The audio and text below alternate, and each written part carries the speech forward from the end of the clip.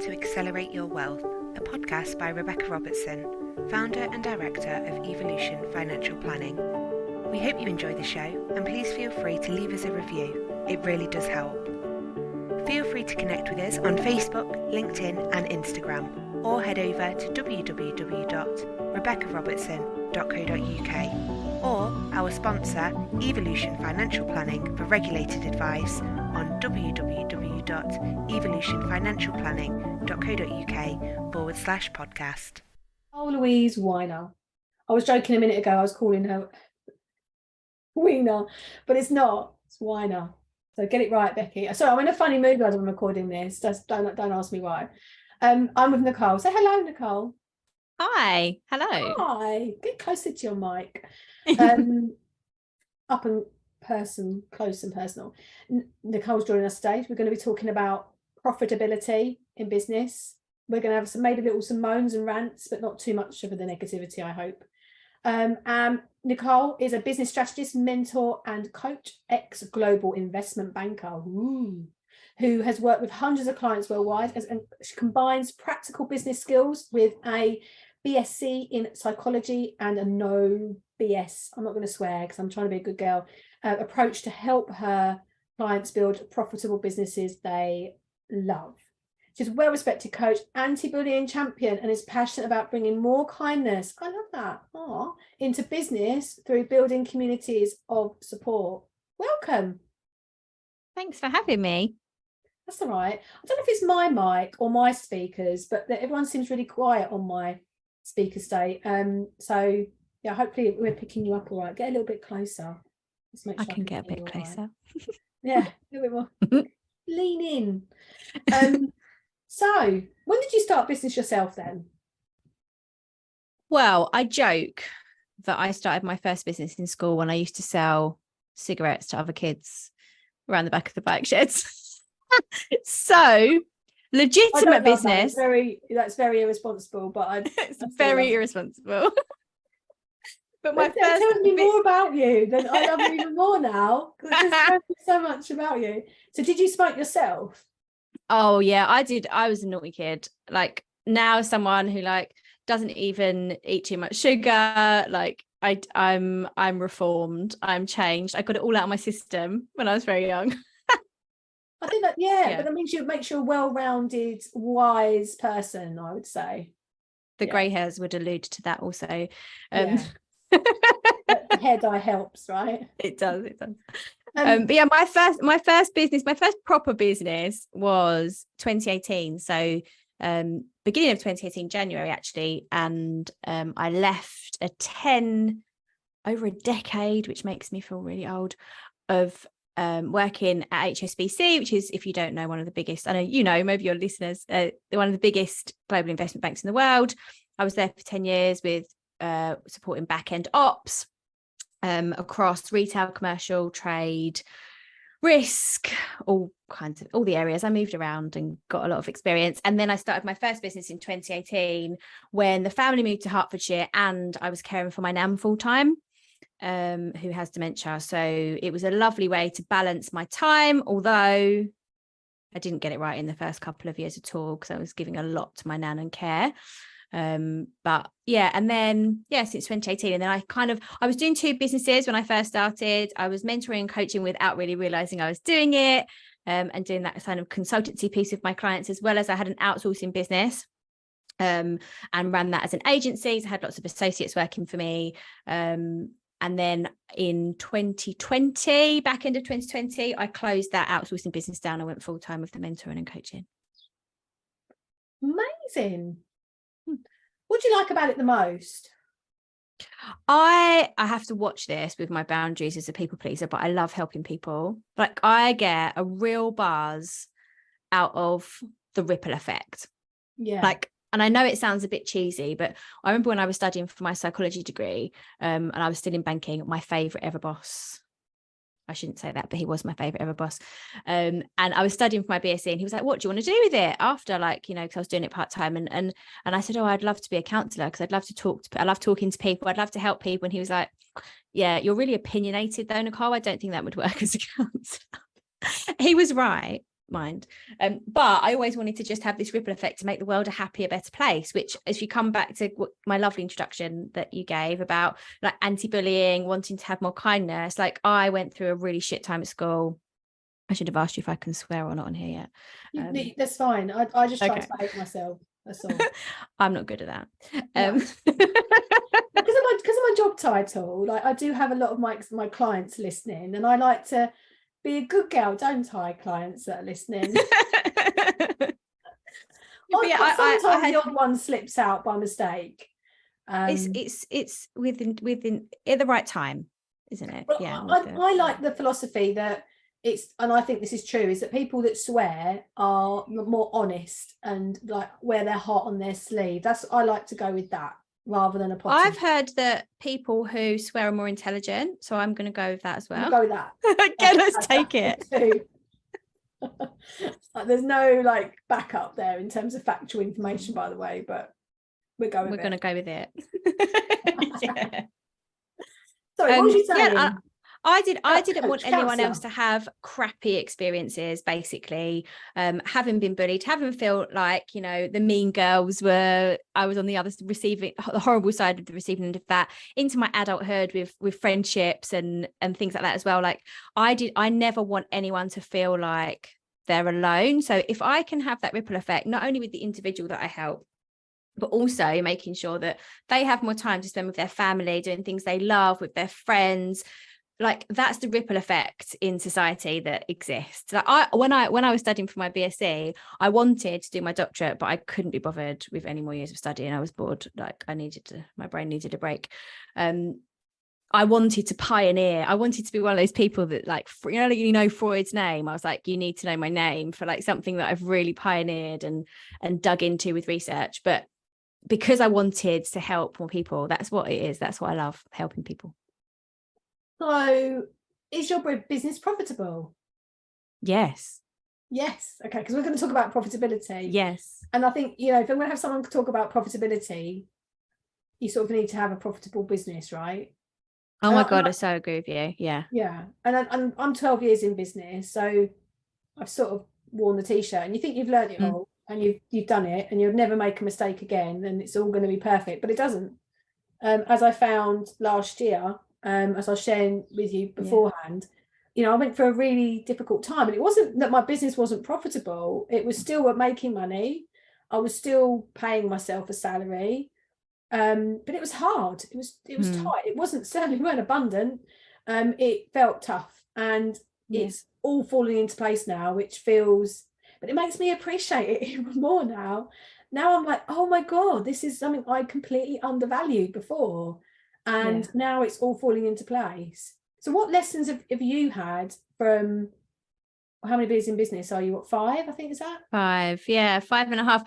I would say that the key thing is to really get to know your numbers. Like I'm an accumulator. If you know about money personalities, I'm an accumulator. I like to see the wealth. Okay, what do you mean by that? Like your bank balance going up? Yeah, the cash, the assets, knowing what they're worth. Like, but that can be really difficult sometimes when it comes to investing in things where there's not like an immediate ROI or things like that. And ROI, I know what it is, but I'm just checking for listeners. Yeah, so your return on investment. And I think the other thing when it comes return on investment, because can I clarify that? Yeah, so I would say this is a really interesting question, because a lot of people, especially when they come to work for me, they're like, oh, so how quickly will I get my return on investment? They're talking about monetary return on investment. And the way I describe this, you can't ever define that. Number one, there's never any guarantees. But secondly, ROI, return on investment, isn't actually just about money sometimes. Like, it's also about your clarity of thought. It's about your energy, like as in how much energy you have. Like, you have more energy, which means you have more time, which means that, you know, it doesn't have to always be, I know we're on this talking about wealth creation, but wealth also isn't just about money. Wealth is about so much more than that. So when you look at ROI, return on investment, from making investments, especially if you're an accumulator and you like seeing the bank balance, and that's your safety net, your rainy day funds, like all of that, it's about also thinking like more broadly. And I always use the example of like gym memberships. Like, you don't get your ROI from the gym in money. Like, Right. Yeah. So, but you're going to get that in terms of your fitness and your health and your happiness and your energy levels. Same with animals. Like, totally. And I don't even start. I spend so much money on animals every month. It's most people's mortgages. And I'm not downsizing or selling my horses. Or any of my animals. I'll just go and like get another job or get some more clients. It's just I'd make it work.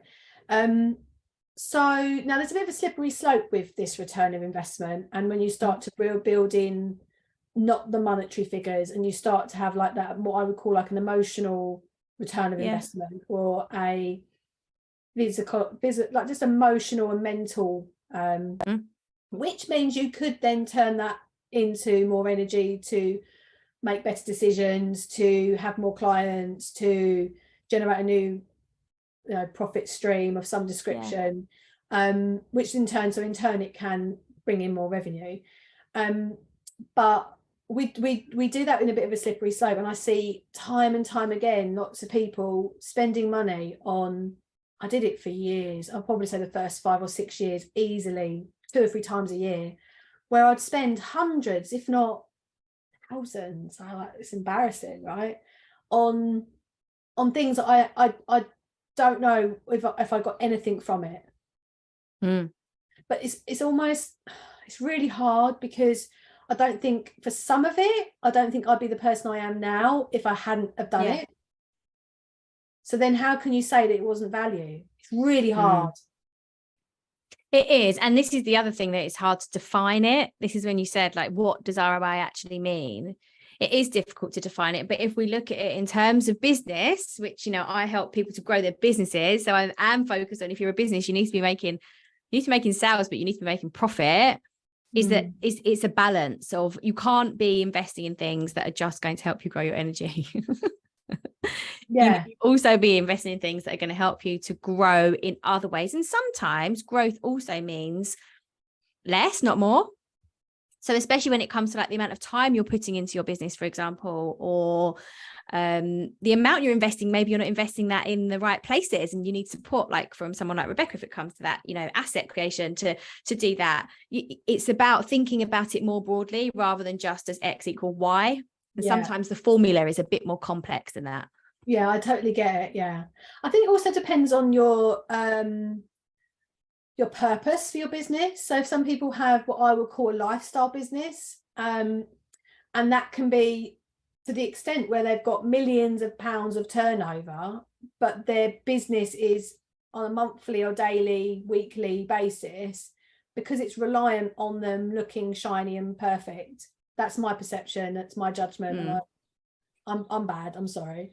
It's not what I want for my life, but I'm all good if that's, everyone wants nice things. I get that.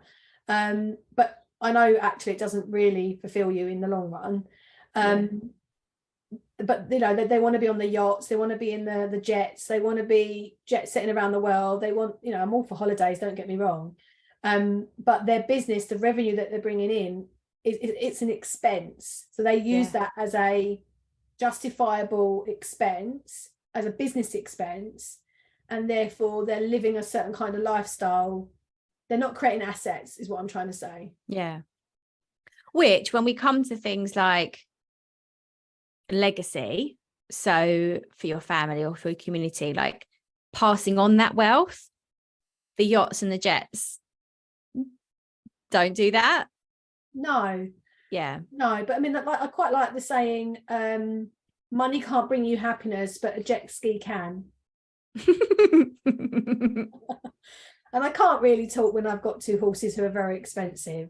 I don't ride both of them. My daughter obviously rides one, but it brings me a lot of emotional, happiness. And if I've had a bad day or something's going on, I just go down the stables and it all just washes away, and it's all, it challenges me as well. Like I have, I went to a very small local show at the weekend.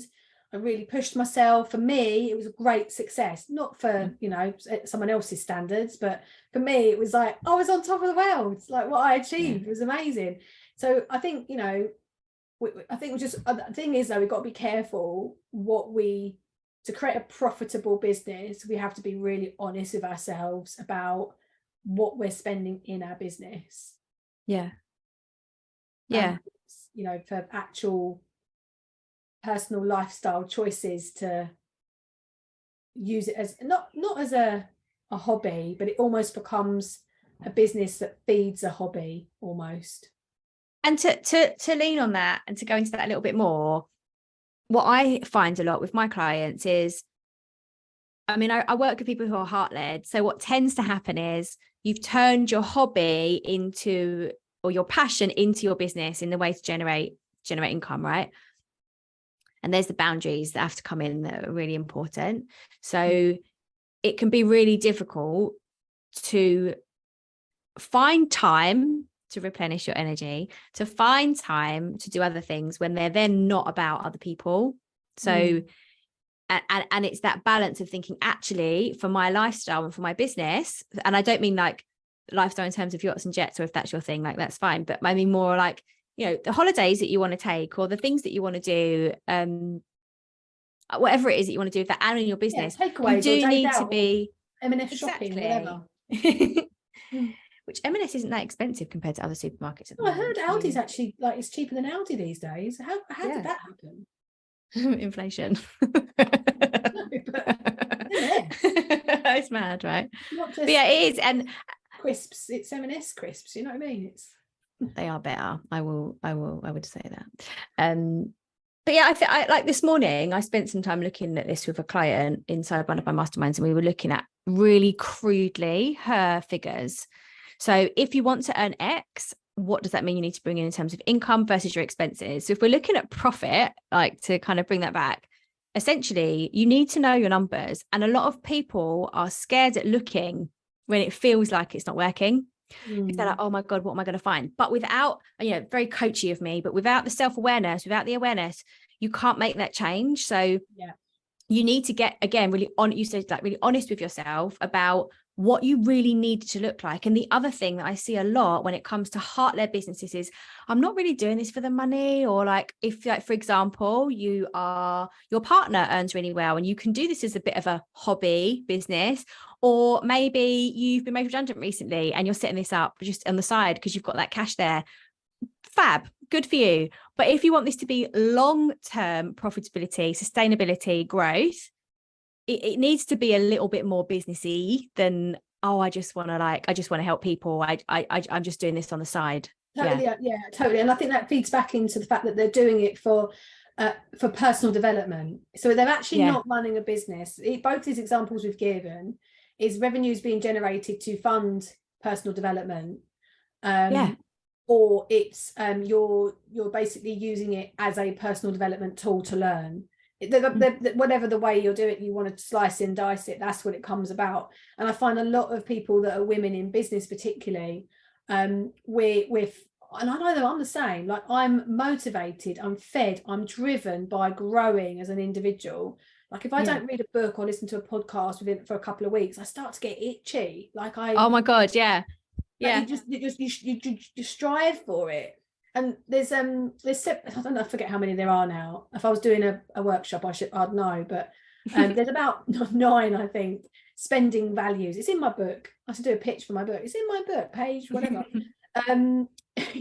There's about 9, I think, spending values, and one of them is personal development. So I think for a lot of people, they've taken that value and put it on steroids, and it's just too much of a core motivation. And then women don't, you know, so what if your partner earns more money? What is he paying into your pension then? Is he earning that much that he's paying in? I doubt it. If you had such a good, you know, career, you've now been made redundant, you've had such a good career, you can retire. I doubt it. So if you cleared your mortgage yet? Probably not. Do you think you're going to live forever? Well, you won't, but you'll want to retire at some point. So I think there's no reason. You don't have to be kind-hearted and a good person. You have to feed yourself first, and you have to know what the goal is, because the goal has always been, oh, I want to have enough money for food shop, and you achieve that. I'm all right now. And then that's your aspiration. We have to push ourselves and challenge ourselves and look at the bigger picture. And like, okay, how can I make my life more profitable, my business more profitable to achieve those bigger goals? How can we strive for more? What is that next goal? I think, but sometimes so many of us, it's so feels, some of us have such big goals, it feels impossible to achieve. There was an exercise I did recently at a workshop where I asked people to write down how much they wanted to earn in the next year. And then I got them to do an exercise where they wrote down how many weeks of the year they wanted to work. And it basically gave you your hourly rate based on that. And I asked them, like, is that how much you're charging? And they're like, none of them were like, no. Yeah. And then I got them to do another exercise where they were, we did a bit of a mindset thing. And then I got them to go back to that number of what they wanted to earn in a year. And I said, you know, how comfortable do you feel that, you know, like, no, I want to increase it. Just by doing a little bit of focus on mindset.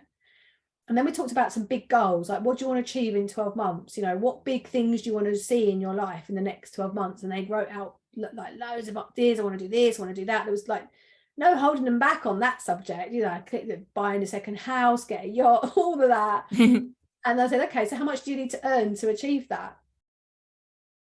And I said, is that the same as the income figure that you wrote down? And all of them said no. So that we talk about, you got to know your numbers, but I think we just don't think about the figures in terms of the vision, the goals, and actually how that breaks down into our business. We just don't do it.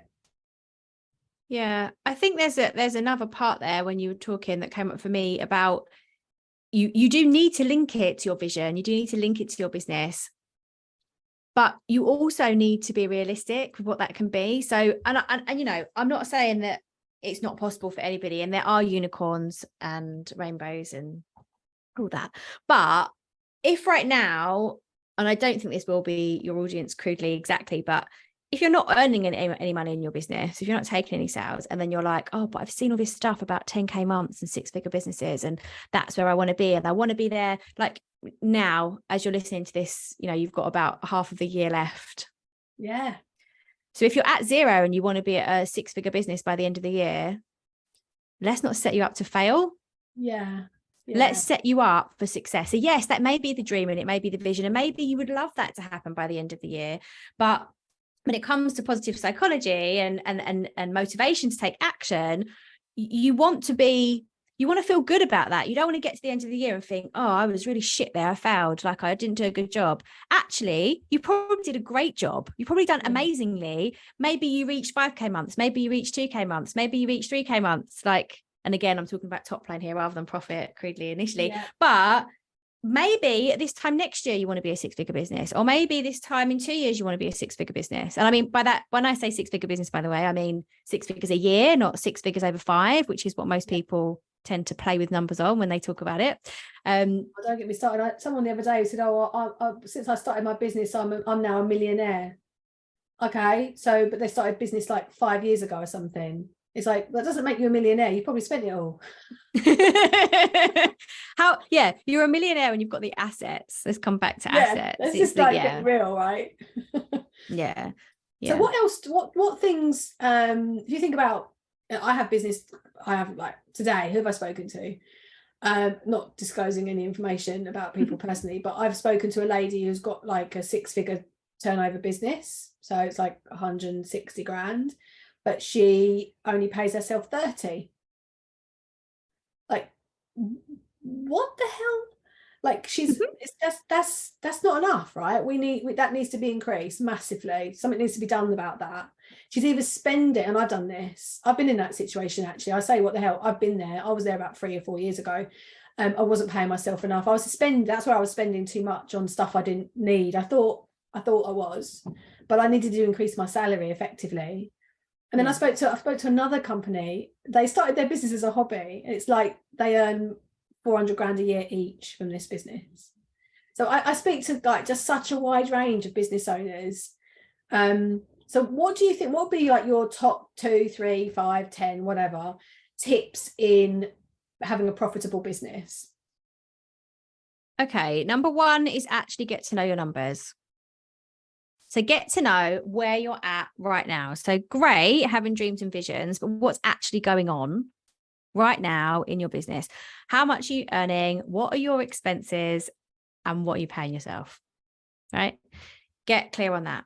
After you've done that, then think, okay, is this enough for me? Is this where I want it to be? Does this allow me to cover my mortgage, to pay the bills, to put the food on the table, to go on holiday however many times a year, to pay for kids' school clubs, to buy a new horse box, to do whatever, to do whatever the things are that you want to do? Does that actually allow you to do that? If it doesn't, what's the goal?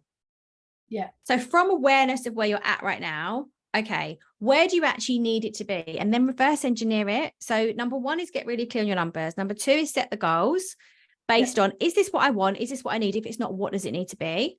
Yeah. And then start to make a plan. Like think about, okay, I'm going to revert. The way I love to do strategy, I'm a strategy geek and I'm a planning freak. Like I revert. T-shirt. Do you know Sam Barefoot? She does t-shirts and stuff like that. You message Sam and say, Becky said I've got to ask you to have a t-shirt made up saying I'm a strategy, what did you say? Strategy geek, an organizational freak. Yeah. That would be me on a t-shirt. And get to know it. Like get to know your numbers, set the goals, make sure they're right for you, not anyone else. Like screw the comparison, get rid of that, throw that away. Who cares if somebody else in your industry, in your niche, your friend's cats, dogs, sisters, mate, whatever, has got a 6-figure business? You might not even want a 6-figure business. No, they're not always up to be. No, it's a whole different level that comes when you have to be VAT registered and limited. The way you pay yourself, all of it changes. So actually be honest with yourself. Do you want that? And it's okay also if you don't. Like it's okay if you want what you want, and then start to reverse engineer that plan. So if you want to be at the end of this year earning 10K months, where are you at now? What's the gap? What do you need to fill? Is it knowledge? Is it implementation? Is it support? Is it an investment in somewhere else? What is it that you need to do to fill that gap? Do you need to increase your prices? Like, do you need to offer different things? Do you need to have more diversity in your service suite? Like, is at the moment you're trading your time one to one and you can't scale from that point because time is limited? You need to take on a team member. Like all the this I could go on and on. Like there's so many things that you could look at and then think, okay, this is where I want to be. Okay, this month I'm going to focus on this. Maybe you're going to focus on the same thing next month to build consistency. And just keep working at it. They've been my 3 things. The most out of all your clients, what's the consistent thing that they tend to all need to do? Be more visible. Yeah. Marketing. I totally agree. Now, this is a tricky one for me because this is where people spend a lot of money, profit. That's where we could spend more, and we go and learn more platforms. We go and learn more, I don't know, pay more for a social media person, and you have a VA because you want to outsource it. Like run ads that aren't strategic. Ads that don't work, or a funnel that has nothing to do with it's a minefield, right? So if you have somebody that's new that just, I don't know, let's just say they're a beautician or they're a massage person or something of that nature, and they need to go and do some more marketing, but that is such a minefield, right? Like, where do I start? If they're a coach and they want to do a group program, I need to start a Facebook group, or should I do a YouTube channel, or should I start a podcast? And I have these sort of conversations with business owners on a regular basis, and I end up switching into coaching them around marketing or something else. And I don't know about you, but I end up saying to them, look, what one thing do you do in your marketing that works consistently? Like, you always know you're going to get clients from there. And for me, as much as I hate Facebook, that's where my clients come from. Like 90% for the last 10 years of social media lead generation. I have two or three sources, but in terms of social media, marketing isn't just social media, I will say. No. But that's what we end up flicking to. Mine comes from Facebook. So I do a bit on LinkedIn. I do a bit on Instagram, but I'm more consistent in my Facebook, because I know that, and you could argue, well, that's why you get more leads from there, because you're more consistent. Yeah. No, I was consistent for years on the other platforms. and I didn't get even a close to anything near the same type of conversion. So it's a minefield. So then who do you trust about where you become visible, right? Because that you trust yourself. So this is like outsourcing validation is what I call it. So we're looking for somebody else to tell us it's the right thing to do. So the two things that I would say to do around this are, number one, look at your data. So we're talking about numbers in your business. If you're not looking at the numbers when it comes to profit, I can almost guarantee you're not looking at your numbers when it comes to conversions and lead gen. So look at it, get uncomfortable, do it more than feels comfortable for you. Like if you feel comfortable doing it, you've not done enough. Like look a bit more, find out where it works. Where's your last 10, 20 clients come from? Where have your last 10, 20 people, 50 people signed up to your lead magnet, joined your email list? Where are they coming from? And yes, be there more. Do more of that, be consistent. But the second part of that is do what makes you feel good. So if I come back to, again, coaching, positive psychology, habit change, if it feels like, and there's a bit of a caveat here, but if it feels like really hard for you to record videos and you don't like it, because let's be honest, if you are recording videos and they're pre-recorded, you're sitting there talking to yourself. And for a lot of people, that's really weird. For me, it's also really weird. Like I find that really hard. So I know that if I'm trying to create content, marketing material that's video based, I'm going to get in my own way. I'm going to make excuses. I'm going to find other things to do instead. I'm going to procrastinate. So even if I try to put videos onto, if Facebook was my platform, my main hangout's LinkedIn. I love it there. But even there, I don't want to put video out on there, not consistently, but I can write long form content. I like to write. So focus on what you can already do well and do more of that. So not just in the place that you do it, but also leaning into your strengths, because 100%. Then, who to trust? Somebody's going to say, well, you have to do more video because they teach you video. That's how they make money. They're going to teach you, oh, you need to do more Facebook lives. I mean, they're dying anyway, but yeah, like, oh, you need to do more reels. You have to be on Instagram. You have to be on TikTok. You have to be on YouTube. Remember when Clubhouse was a thing and everyone was telling you have to be on Clubhouse? I didn't even join. I didn't join. I had to jump on it. Nosy, but there's always going to be a trend or something else that's new, and you have to think about business. I can tell you that is so true. Like, and then it's almost the same with like people buying memberships. Like everyone will go, I'll go. They're like, everyone's like sheep, and they're going, actually, no. What's the return of investment? What am I going to get from this? Am I actually going to use it? Yeah. And then there's the other part there as well around, where you like to hang out. So when you are, especially if you're a small business, even if you've got a small team, like if you're a solo band or small team, whatever that is, the place that you show up with your marketing, where you're creating a community, so engaging with people, getting them to reply, responding to them, this is what works when it comes to marketing. It's about conversations. It's like networking online. That's what it is. That's what it is. Like if you don't like being on LinkedIn and you don't like the vibe there, you're not going to show up. Again, you'll make excuses. So show up where you like to be. I love to be on LinkedIn. I'm not a massive fan of LinkedIn because I've got too many, people who are listening from my LinkedIn profile, I doubt it. I've got too many industry people on my, like other financial advisors or whatever. So I'm not as visible. Occasionally I do. I will mention this book. It's from a guy called Phil M. Jones. A lady called Lee Howells introduced me to him. You can buy this on Amazon. It's Exactly What to Say is the book. This is a workbook. But I think for a lot of people about like what conversations we have around, it's got another book. This is a workbook.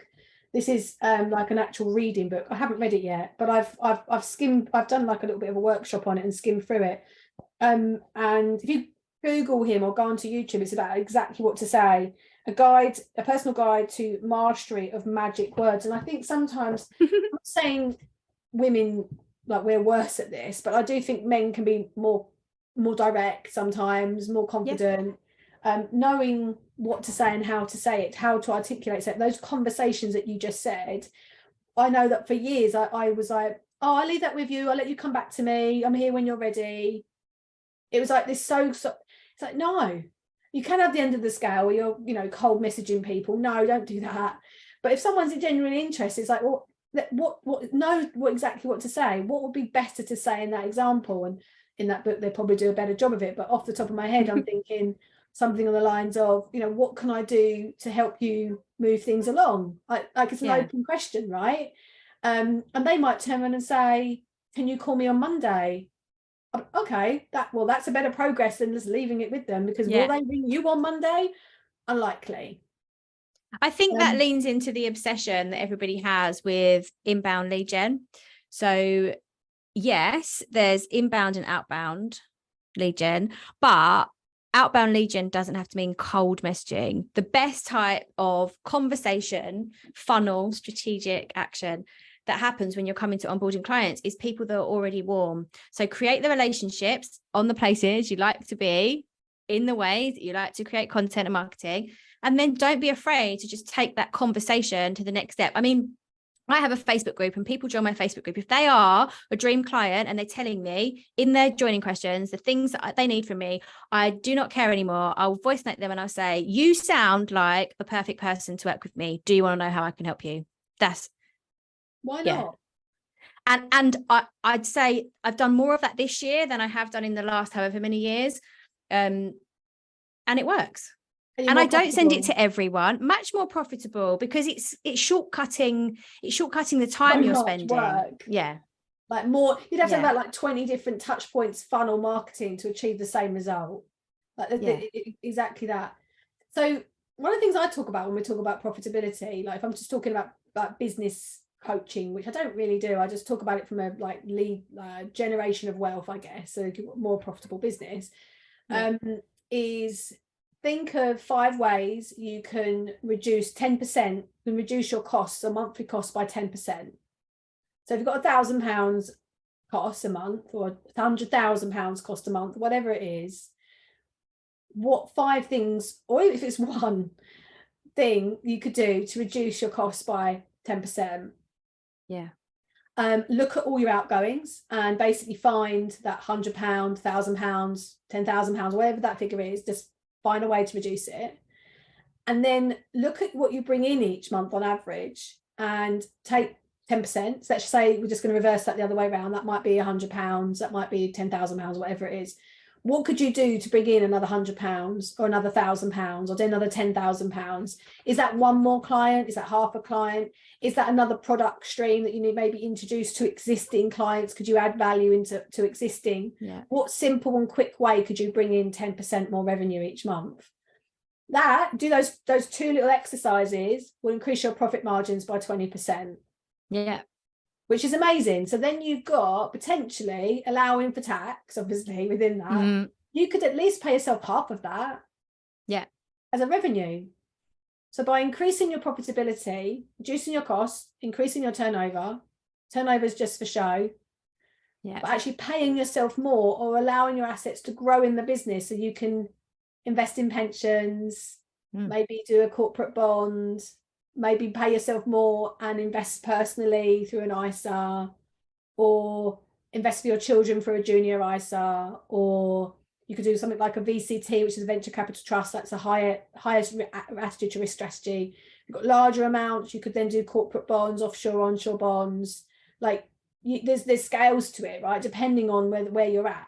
You could start at £100 a month, but without that profitability, you're not there.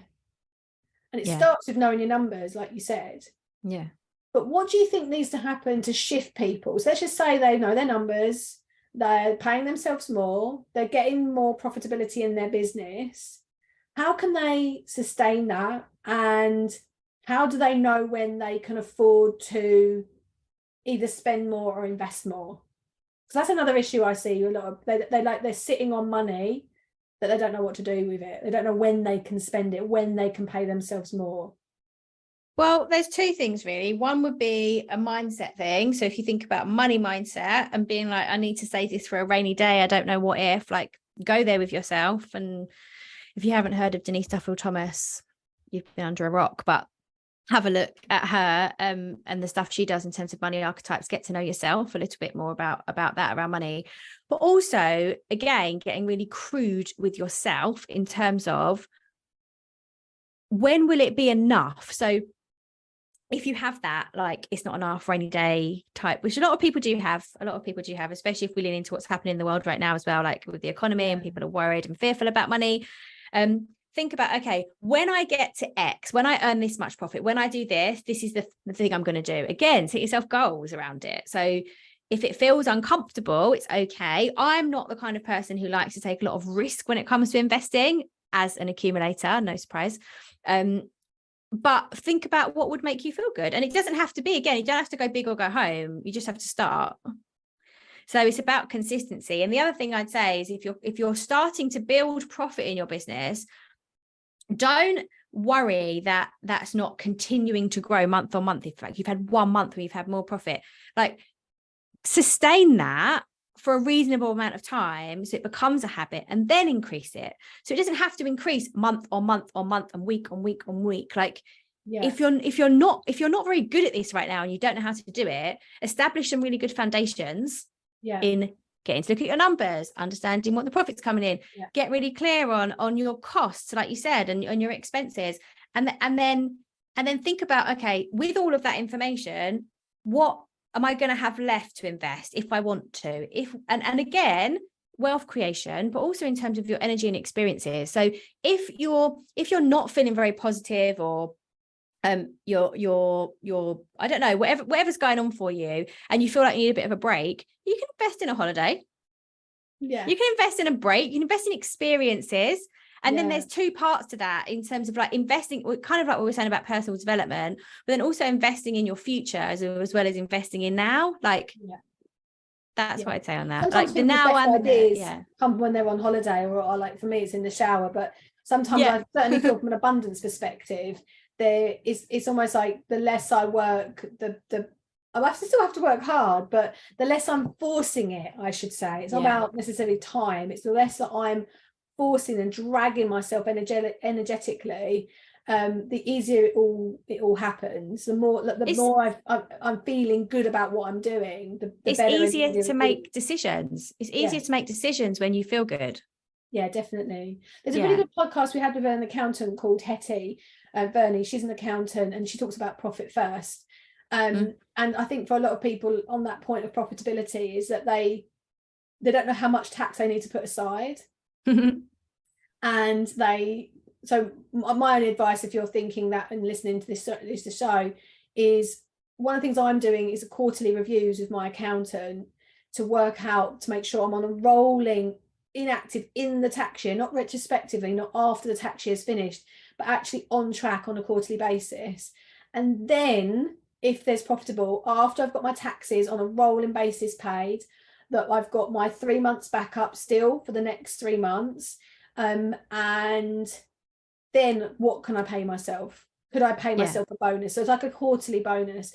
Some people it might be the end of year, but for me it's quarterly, because then I can potentially increase my monthly amount for my pension, or pay myself more. So I think like what you said about knowing your numbers, it also applies to from accountancy perspective. And I think a lot of people rely on their accountant and sort of sustain, like, what's that, the wrong word? No, abstain. That's the right word. The responsibility. I'll worry about that later.